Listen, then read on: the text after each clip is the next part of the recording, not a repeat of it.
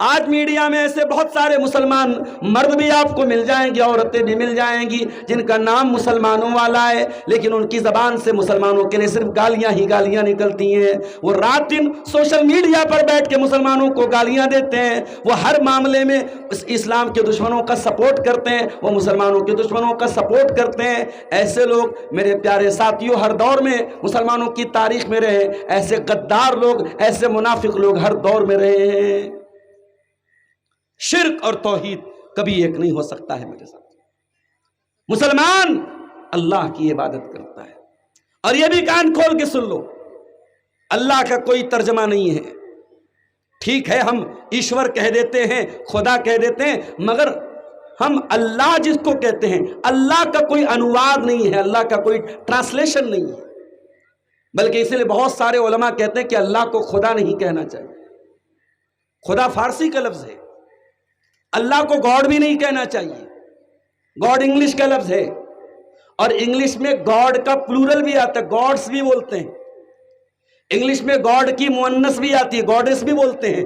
دیوی جو دیوی ہوتی ہے اس کو گاڈس بولتے ہیں، جو دیوتا ہوتا ہے اس کو گاڈ بولتے ہیں۔ ہم جس اللہ کو مانتے ہیں اس کا کوئی فیمیل نہیں ہے، اس کا کوئی بیٹا نہیں ہے۔ قل هو اللہ احد اللہ الصمد لم یلد ولم یولد ولم یکن لہ کفوا احد۔ ہم جس اللہ کی عبادت کرتے ہیں وہ ایک ہے، اکیلا ہے، اللہ الصمد، وہ بے نیاز ہے، ساری کائنات کو چلا رہا ہے، ساری کائنات اس کی محتاج ہے، وہ کسی کا محتاج نہیں ہے۔ لم یلد، اس کا کوئی بیٹا نہیں ہے، ولم یولد، اور وہ کسی کا بیٹا نہیں ہے، ولم یکن لہ کفوا احد، اور کوئی اس کے برابر نہیں۔ آج پچھلی قوموں کی پیروی کرنے میں مسلمان اتنا آگے بڑھ گیا کہ مسلمان کی صف میں آج شرک ہونے لگا۔ کتنے مسلمان پتھر کے آگے بھی ہاتھ جوڑ لے رہے ہیں، کتنے مسلمان شرکیہ نعرہ بھی لگا رہے ہیں، شرکیہ کاموں میں ہاتھ بٹا رہے ہیں، کتنے مسلمان دکانوں پہ کر رہے ہیں تو ناریل پھوڑ رہے ہیں، کتنے مسلمان دوسروں کو خوش کرنے کے لیے شرک کی تعریف بھی کر رہے ہیں۔ میرے پیارے ساتھیوں کان کھول کے سن لو، اگر واقعی میں مسلمان ہو کبھی کفر اور توحید میں کبھی کمپرومائز مت کرنا۔ کان کھول کے سن لو، اللہ 1400 سال پہلے قرآن کی آیت نازل کر چکا ہے، قل یا ایھا الکافرون لا اعبد ما تعبدون ولا انتم عابدون ما اعبد ولا انا عابد ما عبدتم۔ اے نبی آپ اعلان کر دیجئے، اے کفر کرنے والو، اے انکار کرنے والو، جس کی تم عبادت کرتے ہو اس کی میں عبادت نہیں کرتا، اور جس کی میں عبادت کرتا ہوں اس کی تم نہیں کر سکتے۔ لکم دینکم ولی دین، تم اپنے دین پر چلو، ہم اپنے دین پر چلیں گے۔ ہم تمہیں خوش کرنے کے لیے تمہارا دین سویکار نہیں کر سکتے، تمہارا مذہب قبول نہیں کر سکتے۔ کتنے مسلمان ہیں اولاد نہیں ہو رہی ہے، شادی کے کئی سال ہو گئے، کسی نے کہا فلاں پیڑ پہ جا کے منت مان لو اولاد ہو جائے گی، فلاں بابا کے پاس چلے جاؤ وہ کوئی ایسا طریقہ بتا دیں گے اولاد ہو جائے۔ اگر باباؤں کے پاس جانے سے اولاد مل جاتی، اگر مزاروں پر سجدہ کرنے سے اولاد مل جاتی، ابراہیم علیہ السلام کو 90 سال تک انتظار نہ کرنا پڑتا۔ جب اللہ قرآن میں کہہ چکا ہے یہب لمن یشاء اناثا، اللہ جس کو چاہتا ہے بیٹیاں دیتا ہے، ویہب لمن یشاء الذکور، اللہ جس کو چاہتا ہے بیٹا دیتا ہے، ویجعل من یشاء عقیما، اور اللہ جس کو چاہتا ہے باج بنا دیتا ہے، نہ بیٹا دیتا ہے نہ بیٹی دیتا ہے۔ جب اللہ تعالیٰ یہ اختیار اپنے پاس رکھے ہوئے ہیں تو او دنیا والوں، او مسلمانوں، تم اللہ کو چھوڑ کے کہیں اور جا کر کے اولاد کے چکر میں اپنا ایمان کیوں برباد کرتے ہو، اپنی توحید کیوں برباد کرتے ہو؟ بچہ بہت بیمار ہے، لڑکی بہت بیمار ہے، کسی نے کہا کلکتہ چلے جاؤ فلاں درگاہ پہ جا کے سر جھکا دو، کسی نے کہا اجمیر چلے جاؤ ایک چادر چڑھا دو آپ کی بیٹی ٹھیک ہو جائے گی۔ کتنے مسلمان مزاروں کو دھونے کے بعد، قبروں کو دھونے کے بعد، ان قبروں کے دھونے کے بعد ان کا جو پانی ہوتا ہے اس پانی کو زمزم کی طرح ڈرم میں بھر بھر کے لاتے ہیں، یہ بابا کے مزار کا پانی ہے، یہ بیمار پہ چھڑک دو کہ بیمار ٹھیک ہو جائے گا۔ او مسلمانوں تم نے تو اپنی توحید کو برباد کر دیا، تم نے تو اپنے ایمان کو برباد کر دیا۔ اس دنیا میں نبیوں کے بعد سب سے نیک لوگ اگر کوئی آئے ہیں، نبی کے صحابہ آئے ہیں۔ کبھی آپ کو حج کرنے کا موقع ملے، کبھی آپ کو عمرہ کرنے کا موقع ملے، آپ مدینہ جا کے دیکھیے، مسجد نبوی کے بغل میں، مسجد نبوی کے سائیڈ میں بقیع کا قبرستان ہے، ہزاروں صحابہ کرام کی قبریں ہیں، نہ کوئی مزار بنائے نہ کوئی مقبرہ بنائے، سب مٹی کی کچی قبریں ہیں، اور ان قبروں کو دیکھ کے لگتا ہے ہاں یہ اللہ کے نیک بندے تھے، یہ نبی کے صحابہ تھے، ان سے بڑا اجمیر والا بھی ولی نہیں ہے، ان سے بڑا بغداد والا بھی ولی نہیں ہے، ان سے بڑا انڈیا میں یا دنیا کے کسی ملک میں ان سے بڑا کوئی ولی نہیں آیا، یہ اللہ کے سب سے بڑے ولی ہیں، مگر وہاں نہ کوئی چادر چڑھائی جا رہی ہے، نہ کوئی درگاہ بنی ہے، نہ کوئی وہاں پہ قبروں کی پوجا ہو رہی ہے۔ میرے پیارے ساتھیوں، اس بقیع کے قبرستان کو دیکھ کر کے آپ کو محسوس ہوگا کہ ایمان کس کو کہتے ہیں، توحید کس کو کہتے ہیں۔ یہ بہت بڑی برائی ہے جو مسلمانوں کے اندر آ گئی، شرک کرنے کی برائی، اور اللہ کے نبی نے اس کی بھی بھوشیوانی کی تھی، اس کی بھی پیشن گوئی کی تھی۔ اللہ کے پیارے نبی فرماتے ہیں لا تقوم الساعة، قیامت اس وقت تک نہیں آئے گی حتی تلحق قبائل من امتی بالمشرکین، یہاں تک کہ میری امت کے کچھ لوگ مشرکوں کے ساتھ مل جائیں گے، وحتی یعبد الاوثان، اور میری امت کے اندر بھی بت پرستی ہونے لگے گی۔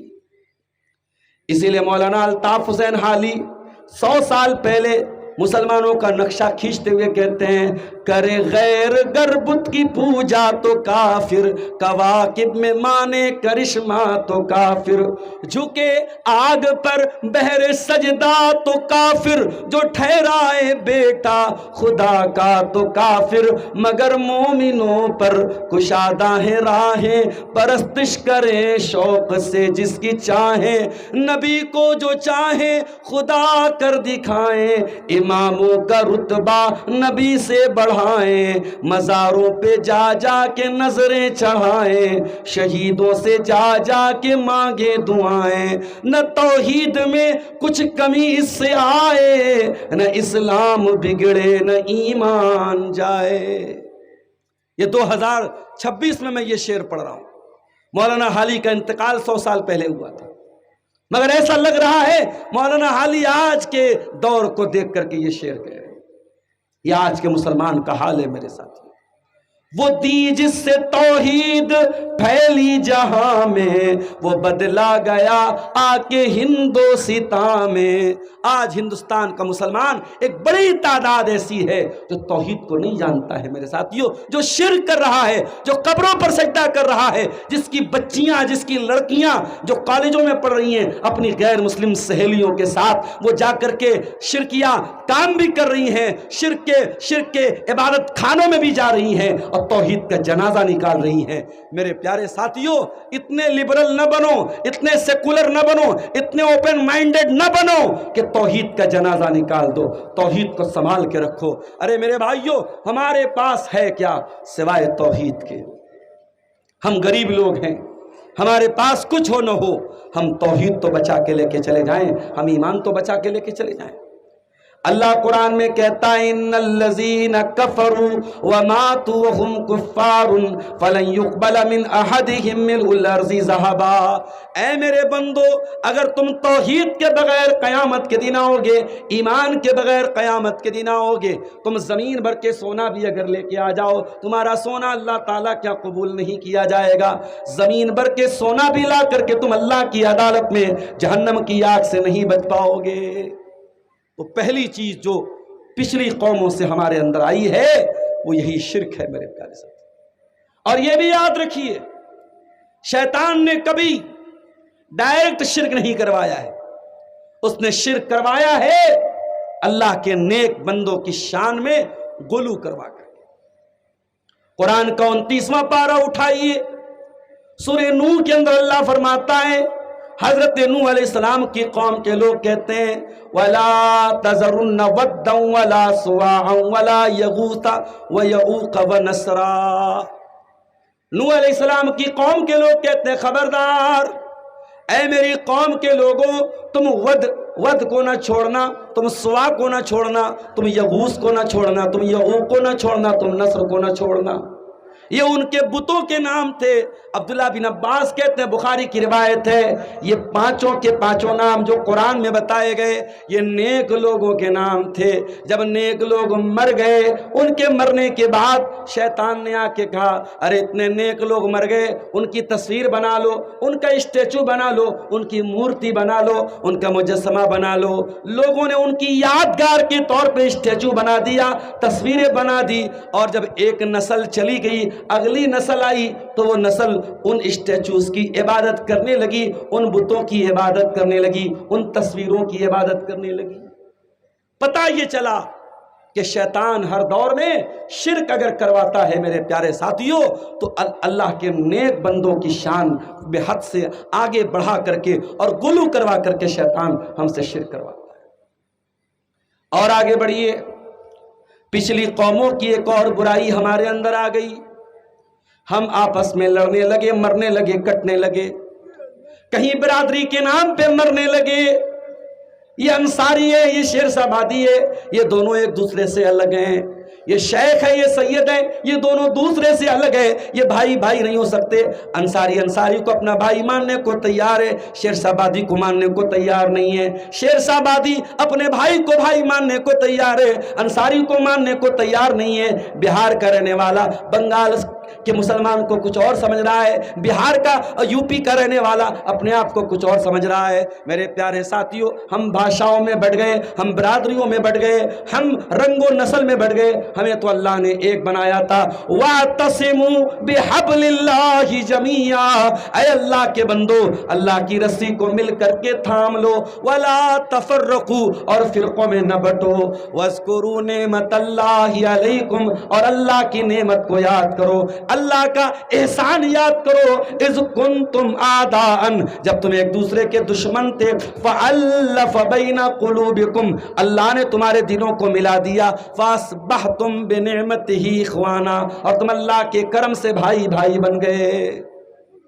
مدینہ کے انصاریوں میں اسلام کے آنے کے پہلے دو قبیلے تھے، ایک کا نام اوس تھا، ایک کا نام خزرج تھا۔ ذرا سی بات پہ دونوں قبیلے لڑا کرتے تھے۔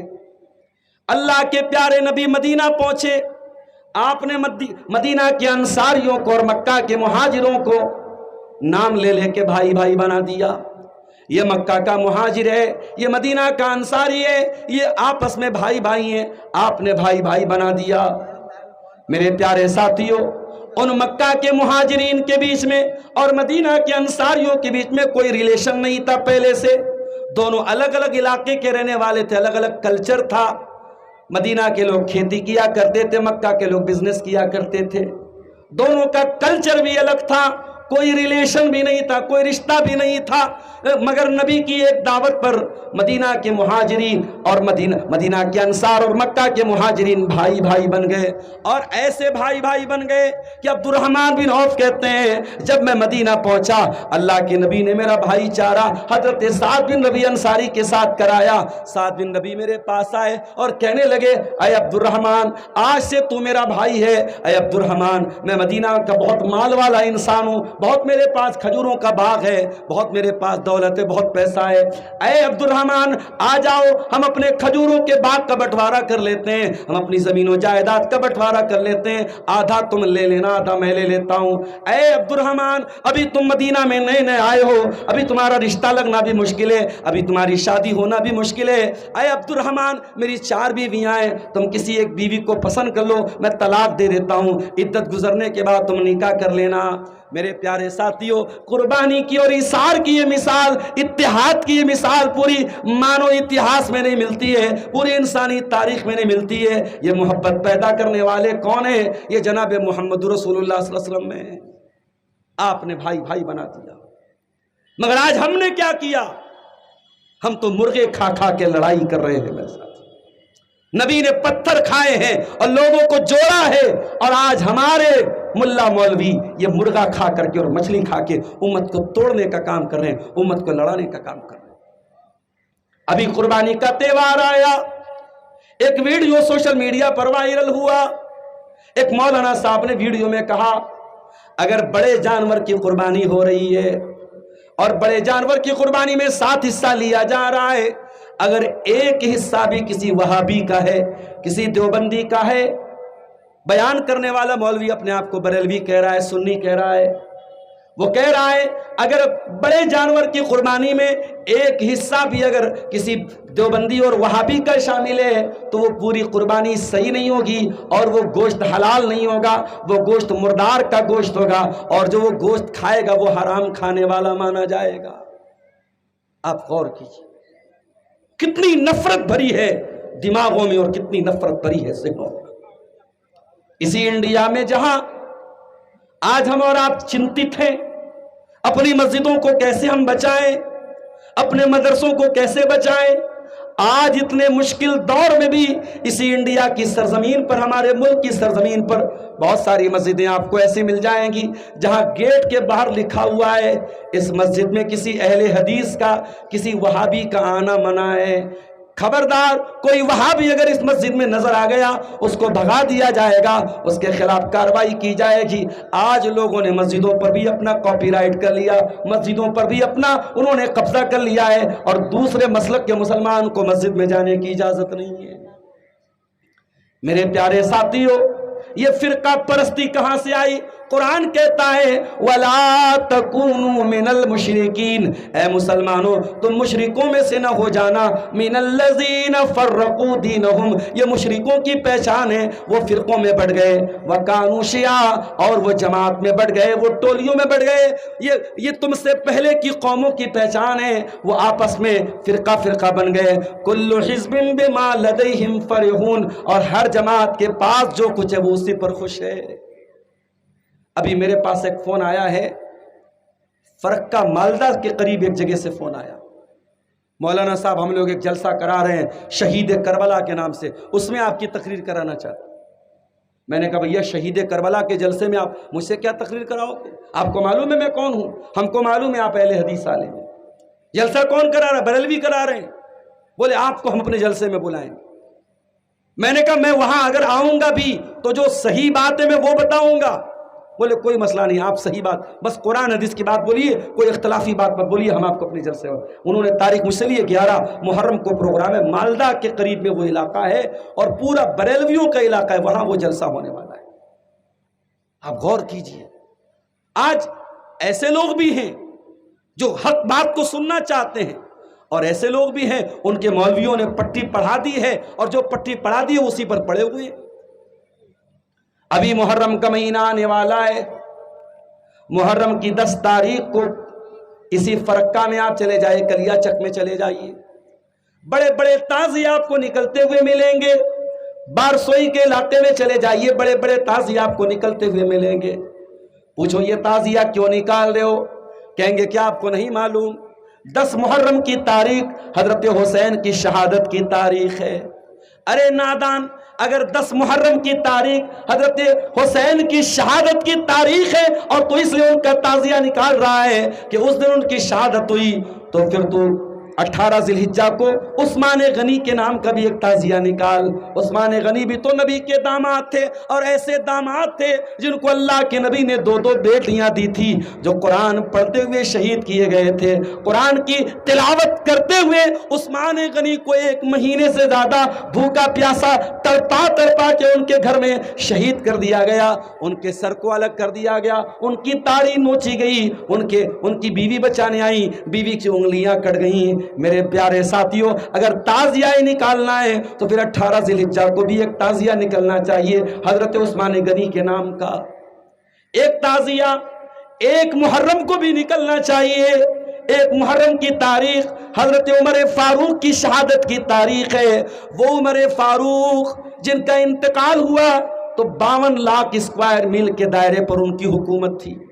وہ عمر فاروق جن کے دور حکومت میں اسلام دنیا کے چپے چپے تک پہنچ گیا، وہ عمر فاروق جن کی وجہ سے اسلام کو بڑی طاقت ملی۔ میرے پیارے ساتھیوں، ابو لولو نام کے ایک مجوسی نے حملہ کر کے عمر فاروق کو شہید کیا تھا۔ اگر تعزیہ ہی نکالنا ہے تو 1 محرم کو حضرت عمر فاروق کے نام کا بھی تعزیہ نکلنا چاہیے۔ کتنے تعزیے نکالو گے؟ اسلام کی تاریخ شہیدوں کے خون سے رنگین ہے میرے پیارے ساتھی۔ کیلنڈر کی کوئی تاریخ خالی نہیں ملے گی، جس دن کوئی نہ کوئی اللہ کا نیک بندہ شہید نہ ہوا۔ میرے پیارے ساتھیوں، آج محرم جیسا مہینہ جو اسلامی کیلنڈر کا پہلا مہینہ ہے اور دنیا کی ہر قوم اپنے نئے سال کا استقبال نئی امیدوں کے ساتھ کرتی ہے، نئے جوش کے ساتھ کرتی ہے، نئے ولولے کے ساتھ کرتی ہے، مگر یہ مسلمان کیسی قوم ہے جو اپنے نئے سال کا ویلکم کالا کپڑا پہن کر کے کرتی ہے، یا حسین کی آوازیں دے کے کرتی ہے۔ ان کے گھروں میں تعزیہ نکلتا ہے۔ کتنے مسلمان ہیں جن کے گھروں میں محرم کی 10 تاریخ کے پہلے گوشت نہیں بنتا، کوئی میٹھی چیز نہیں بنتی، 10 تاریخ کے پہلے کوئی اچھا کام نہیں ہوتا۔ کتنے مسلمان ہیں جو محرم کے مہینے میں شادی تک نہیں کرتے ہیں، ان سے پوچھو کیوں کرتے ہو، کہتے 10 محرم بڑا غم کا مہینہ ہے، محرم میں اللہ کے نبی کے نواسے شہید ہوئے تھے۔ اور آپ آگے دیکھیے، حضرت حسین کی شہادت کب ہوئی؟ 10 محرم سن 61 ہجری کو، نبی کے انتقال کے 50 سال کے بعد کربلا کے واقعے میں حضرت حسین کو دردناک طریقے سے شہید کیا گیا، مگر حضرت حسین کی شہادت میں کسی صحابی کا کوئی ہاتھ نہیں تھا۔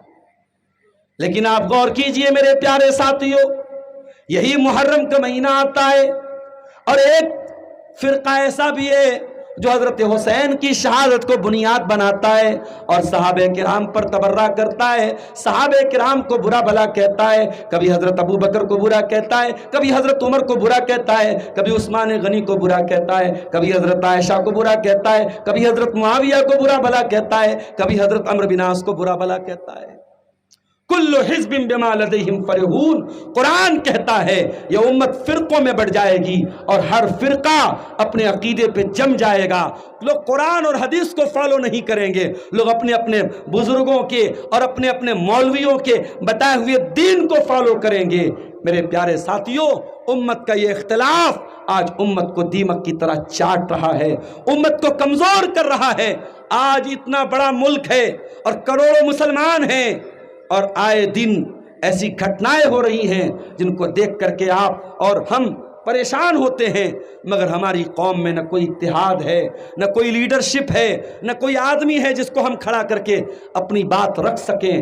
میرے پیارے ساتھیوں، اتحاد پیدا کیجئے، آنے والا وقت بہت نازک ہے، آپ کے بچوں کے لیے بھی بہت نازک ہے، آپ کی لڑکیوں کے لیے بھی بہت نازک ہے، آپ کی نوجوان نسل کے لیے بھی بہت نازک ہے۔ اگر آپ نے ابھی سے اپنے آپ کو پریپیئر نہیں کیا، ذہنی طور پر، ایمانی طور پر اپنے آپ کو مضبوط نہیں کیا، اپنے ایمان اور عقیدے کی حفاظت نہیں کی، آنے والے دور میں اپنے ایمان کی حفاظت مشکل ہو جائے گی۔ میرے ساتھیوں، جو دور چل رہا ہے یہ اتنا مضبوط ایمان والے لوگوں کا دور نہیں ہے جو صحابہ کا دور تھا، یہ کمزور ایمان والوں کا دور ہے۔ جب مصیبتیں آئیں گی، جب گھر مکان گریں گے، جب نوجوان بچے بے قصور جیلوں میں جائیں گے، تو ایک بڑی تعداد ایسی بھی ہوگی جو اسلام کو چھوڑنے کے لیے تیار ہو جائے گی، جو ایمان کو چھوڑنے کے لیے تیار ہو جائے گی۔ میرے بھائیوں، میرے نوجوانوں، اس دور میں اگر سبق سیکھنے کی ضرورت ہوگی تو ہمیں اتحاد کا سبق سیکھنا ہوگا اور استقامت کا سبق سیکھنا ہوگا۔ مسلمانوں، اتحاد پیدا کرو اپنے اندر۔ علامہ اقبال کہتے ہیں، منفعت ایک ہے اس قوم کی، نقصان بھی ایک، منفعت ایک ہے اس قوم کی، نقصان بھی ایک ہی سب کا نبی، دین بھی ایمان بھی ایک، حرم پاک بھی اللہ بھی قرآن بھی ایک، کچھ بڑی بات تھی ہوتے جو مسلمان بھی ایک، فرقہ بندی ہے کہیں اور کہیں ذاتیں ہیں، کیا زمانے میں پنپنے کی یہی باتیں ہیں۔ ارے مسلمانوں، تم کو تو آپس میں اتنے اتحاد کے ساتھ رہنا چاہیے تھا۔ اللہ کے نبی فرماتے ہیں، مثل المؤمنین فی توادہم وتعاطفہم وتراحمہم کمثل الجسد الواحد۔ اے مسلمانوں، تم ایک دوسرے کے ساتھ اتنی محبت کے ساتھ رہو، اتنے میل ملاپ کے ساتھ رہو جیسے انسان کا شریر ہوتا ہے، انسان کا جسم ہوتا ہے۔ انسان کے بدن میں کہیں پر بھی تکلیف ہوتی ہے، پورا بدن بے چین ہو جاتا ہے۔ اے مسلمانوں، تمہیں آپس میں اتنا ہمدرد ہونا چاہیے، ایک دوسرے کا اتنا ہمدرد ہونا چاہیے۔ ایک اور حدیث میں اللہ کے نبی فرماتے ہیں، مسلمانوں، تمہاری مثال اس عمارت کی طرح ہونی چاہیے. کل بنیان یشد بعضہ بعضا، عمارت کا ایک حصہ دوسرے حصے کو طاقت دیتا ہے. ایک مسلمان دوسرے مسلمان کو طاقت دے. تمہیں ایک دوسرے کا سپورٹ کرنے والا ہونا چاہیے. یہ نہیں کہ میں تو بہار کا ہوں، یہ تو جھارکھنڈ کا ہے، وہ تو بنگال کا ہے، اس سے میرا کیا لینا دینا ہے، اس سے میرا کیا تعلق ہے. یہ نہیں ہونا چاہیے. اسلام کی آواز بنو، ایمان کی آواز بنو، اتحاد پیدا کرو میرے پیارے ساتھیوں. آج پچھلی قوموں کی یہ برائی ہمارے اندر آئی کہ ہم آپس میں فرقوں میں بڑھ گئے، ہم ٹولیوں میں بڑھ گئے. اور یہ بھی سن لیجئے، یہ اہل حدیث کا اسٹیج ہے. ہم اختلاف کی دعوت نہیں دیتے، ہم اتحاد کی دعوت دیتے ہیں. ہاں، اگر ہم یہ کہتے ہیں کہ ہم اہل حدیث ہیں تو ہم یہ نہیں کہتے ہیں کہ ہم ایک فرقہ ہیں. ہم فرقہ کی دعوت نہیں دیتے. ہم کہتے ہیں آؤ رب کے قرآن کی طرف آؤ اور مصطفیٰ کے فرمان کی طرف آؤ. اہل حدیث کسی تیسری چیز کی دعوت نہیں دیتا ہے. اہل حدیث کہتا آؤ اللہ کے قرآن کو تھام لو اور نبی کی حدیثوں کو تھام لو. یہ اتحاد کی دعوت ہے میرے پیارے ساتھیوں، یہ فرقہ پرستی کی دعوت نہیں. اور آگے بڑھیے. پچھلی قوموں کی ایک برائی ہمارے اندر یہ بھی آ گئی. ہم نے برائی کو برائی کہنا بند کر دیا. ہم نے لوگوں کو نیکی کا حکم دینا بند کر دیا. ہم نے برائی سے روکنا بند کر دیا. معاف کرنا، سال میں ایک بار پروگرام کرا لینے سے برائی ختم نہیں ہو جائے گی. آپ کا علاقہ نیپال بارڈر سے سٹا ہوا ہے. آپ کے نوجوان بڑی تعداد میں شراب پی رہے ہیں. مجھے یہاں تک لوگوں نے بتایا نوجوان تو نوجوان، بڑی عمر کے لوگ، بوڑھے لوگ، بزرگ لوگ بھی شراب پی رہے ہیں. آپ غور کریں، جس شراب کو آپ کی شریعت میں ام الخبائث کہا گیا، تمام برائیوں کی جڑ کہا گیا، جس شراب کو پینے کے بعد انسان کچھ بھی بول سکتا ہے، کچھ بھی کر سکتا ہے. اور میں بتا چکا ہوں، میرے سامنے ایسا بھی کیس آیا ہے کہ باپ اپنی بیٹی کے ساتھ بھی غلط کام کرنے کی کوشش کر رہا ہے اور بار بار اپنی بیٹی، اپنی جوان بیٹی کو نیند کی حالت میں ٹچ کر رہا ہے، اپنی جوان بیٹی کے بدن کو چھو رہا ہے. اور بیوی جب منع کر رہی ہے، بیوی کو مار رہا ہے، بیوی کو گالیاں دے رہا ہے اور بیوی سے کہہ رہا ہے اگر کسی کو تو نے یہ بات بتائی تو میں تجھ کو مار کے پھینک دوں گا. میرے پیارے ساتھیوں، سماج کہاں پہنچ گیا ہے؟ سماج گندگی کے کس لیول پر پہنچ چکا ہے؟ آج 4 سال کی بچیوں کو بھی کوئی چیز لینے کے لیے گھر کے باہر بھیجنے کے پہلے ماں باپ ڈر جاتے ہیں. 4 سال کی بچی بھی اگر 5 منٹ نظر نہ آئے تو ماں باپ بھی بے چین ہو جاتے میری بیٹی کہاں چلی گئی. ہم اس دور میں آ چکے ہیں میرے پیارے ساتھیوں، چھوٹی چھوٹی بچیاں بھی محفوظ نہیں ہیں. اور آج کے اس دور میں جب آپ شراب اور زنا جیسی برائیاں سماج کے اندر عام ہو چکی ہیں، میرے پیارے ساتھیوں آپ کو اپنی ذمہ داری کا احساس بھی کرنا پڑے گا. آپ مسلمان ہیں اور مسلمان کی ذمہ داری کیا ہے؟ قرآن کہتا ہے کنتم خیر امت اخرجت للناس، اے مسلمانوں تم دنیا کی سب سے اچھی امت ہو. اخرجت للناس، تمہیں لوگوں کے لیے نکالا گیا ہے. تامرون بالمعروف، تم نیکیوں کا حکم دیتے ہو. وتنہون عن المنکر، تم برائیوں سے روکتے ہو. وتؤمنون باللہ، اور تم اللہ کے اوپر ایمان رکھتے ہو. اللہ کے نبی نے بڑی پیاری مثال دی. آپ نے کہا پانی کے اندر کشتی جا رہی ہے اور کشتی میں 2 منزلہ ہے. اب اوپر والوں کے پاس پانی ہے، نیچے والوں کے پاس پانی ختم ہو گیا. نیچے والوں کو پانی کی ضرورت پڑی. انہوں نے سوچا بار بار ہم کیوں اوپر والے کے پاس جا کے پانی مانگیں. انہوں نے کشتی کے اندر سوراخ کر دیا تاکہ ان کو جلدی سے پانی مل جائے. وہ یہ بھول گئے کہ کشتی میں سوراخ کریں گے کشتی ڈوب جائے گی. اب اوپر والوں نے جب یہ دیکھا کہ نیچے والے پانی حاصل کرنے کے لیے کشتی میں ہی سوراخ کر رہے ہیں، اللہ کے نبی فرماتے ہیں اب اگر اوپر والے اطمینان سے بیٹھ جائیں کہ ہمارا کیا بگڑے گا، اگر یہ کشتی میں سوراخ کر رہے ہیں تو یہ ڈوبیں گے تو نیچے والے بھی ڈوبیں گے، جب کشتی ڈوبے گی تو اوپر والے بھی ڈوب جائیں گے. اور اگر وہ جلدی سے جا کے اس کا ہاتھ روک لیں گے کہ نہیں بھائی تو غلط کر رہا ہے، تجھے پانی چاہیے میں پانی دوں گا مگر تو کشتی میں سوراخ مت کر، اور فوراً اس کو روک دیں گے تو نیچے والے بھی بچ جائیں گے اوپر والے بھی بچ جائیں گے. میرے پیارے ساتھیوں یہ مثال دی ہے اللہ کے پیارے نبی نے برائی سے روکنے والوں کی. اور آج افسوس کے ساتھ کہنا پڑتا ہے، میں اس علاقے میں بہت آتا ہوں، سال میں 1-2 چکر تو لگ ہی جاتا ہے بٹرہا، سکٹیا، ارریا کے اس علاقے میں، مگر معاف کرنا سماج میں جب برائی زیادہ ہو تو صرف سال میں ایک بار پروگرام کر لینے سے کام نہیں بنے گا میرے ساتھی. آپ کو اور محنت کرنی پڑے گی, گھر گھر جا کے لوگوں سے ملنا پڑے گا, ہفتے میں مہینے میں 2-4 پروگرام اپنے لوکل کے علماء کو بلا کر کے مسجد میں کرنا ہوگا. اتنا بڑا پنڈال سجے نہ سجے, اتنی بڑی پبلک آئے نہ آئے, چند لوگ آئیں, لیکن آپ کو محنت کرنی پڑے گی میرے پیارے ساتھیوں. برائی کو برائی کہنا پڑے گا, نیکی کو نیکی کہنا پڑے گا. آپ نہیں روکیں گے. آج بیٹا پی رہا ہے, کل باپ بھی پیے گا. آج باپ پی رہا ہے, کل بیٹا بھی پیے گا. شراب کے نشے میں پورا گھر ڈوب جائے گا میرے ساتھ.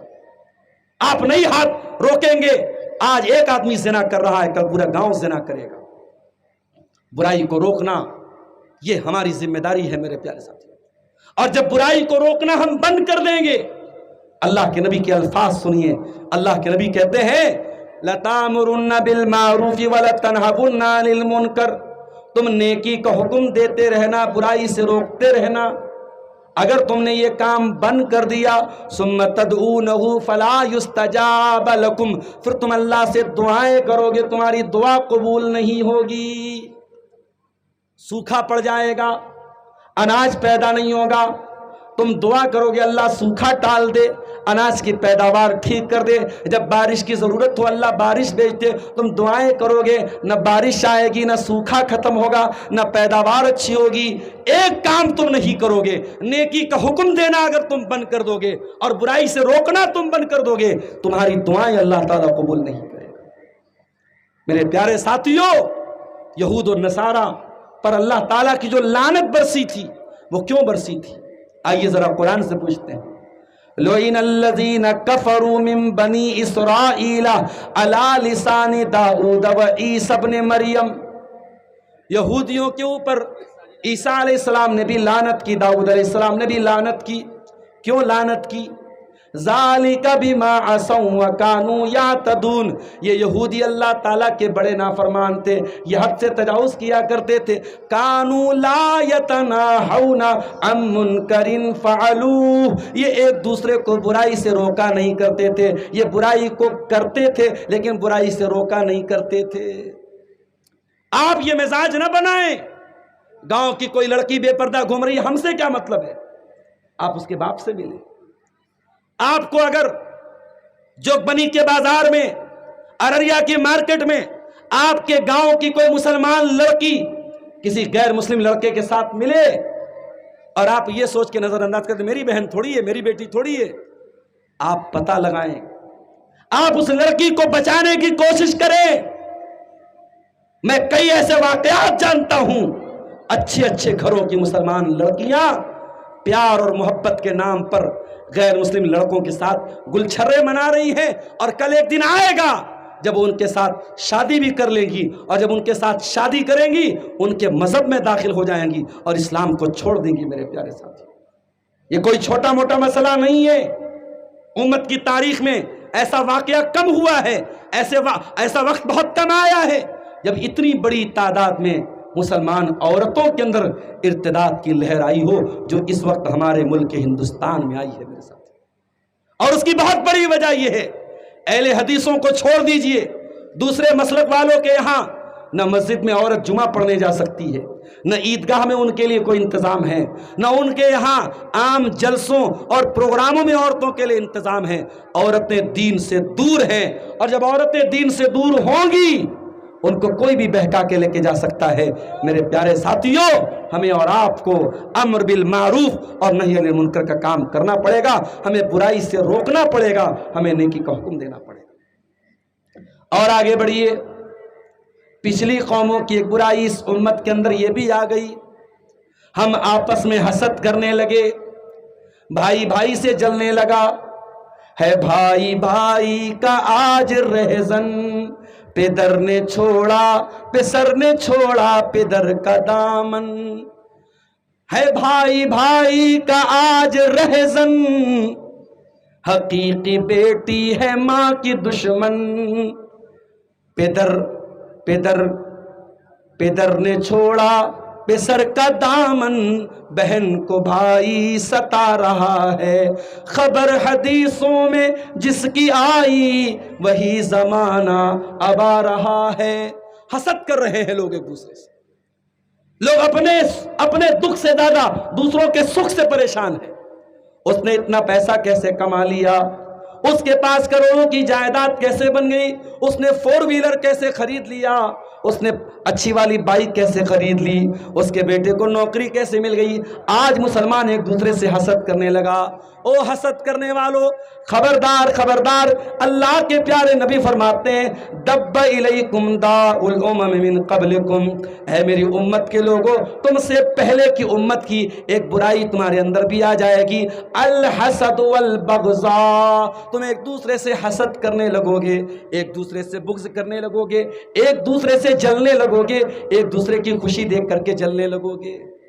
حسد کی آگ جب بھی لگی ہے، انسان کے دین کا جنازہ نکلا ہے میرے ساتھ۔